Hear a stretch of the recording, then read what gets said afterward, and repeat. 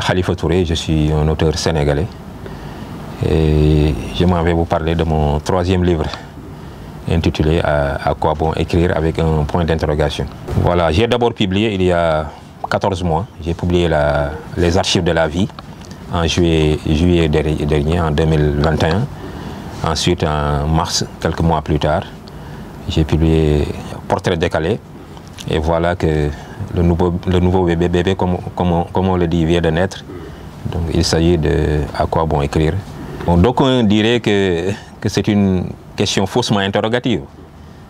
Un ami même m'a taquiné en disant que c'est une interrogation exclamative. De toutes les façons, nous avons tenté de répondre à cette forme d'interrogation, mais de façon diffuse à travers l'ouvrage, à travers les différents textes qui composent ce livre-là, qui en vérité est un recueil de textes autour de l'écriture cinématographique et de l'écriture littéraire, qui ont des points de convergence certainement, mais dont le matériau aussi est différent, parce que le matériau littéraire est quelquefois totalement différent du matériau cinématographique, mais il y a quelques points de convergence. Nous avons essayé non pas de mettre sur le même plan la littérature et le cinéma, mais nous sommes efforcés de montrer un peu que le cinéma aussi c'est de l'écriture à la base. Au-delà même du scénario, hein, au-delà même aussi des adaptations cinématographiques,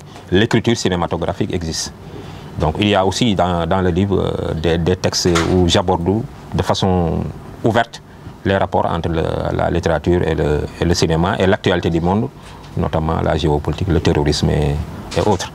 Donc c'est un titre éponyme, il y a un article éponyme, c'est-à-dire un article dans le texte qui m'a inspiré ce titre-là, qui se trouve à la page 133 si je ne me trompe.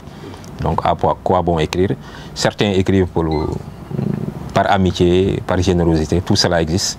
Mais moi je me dis que j'écris pour me soulager. Pour me soulager, voilà.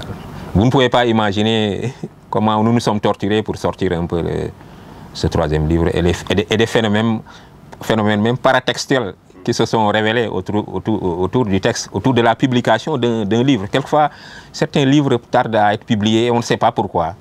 Peut-être que certains critiques littéraires n'osent pas aller dans le champ de la mystique et un peu de la spiritualité, mais je sais qu'il y a des phénomènes qui dépassent l'entendement, qui expliquent un peu comment certains livres tardent à sortir.